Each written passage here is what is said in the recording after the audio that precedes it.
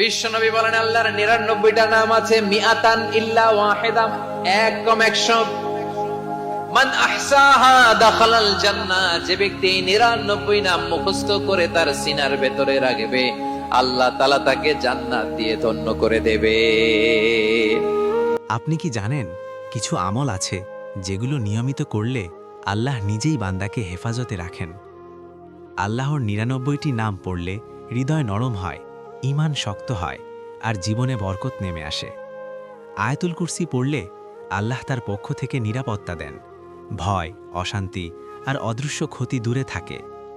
আর সূরা হাশরের শেষ 3 আয়াত, এই আয়াতগুলো পড়লে ফেরেশতারা বান্দার জন্য দোয়া করতে থাকেন। কিন্তু ব্যস্ত জীবনে আমরা সবসময় নিয়ম করে পড়তে পারি না, তাই দরকার এমন কিছু যা চোখে পড়লেই আল্লাহর স্মরণ করিয়ে দেয়। এই আমলগুলো সহজ করার জন্য আপনার ঘর, অফিস বা ব্যবসা প্রতিষ্ঠানে রাখুন আল্লাহর 99 নাম, আয়াতুল কুরসি ও সূরা হাশরের শেষ 3 আয়াতের কম্বো ওয়াল ক্যানভাস।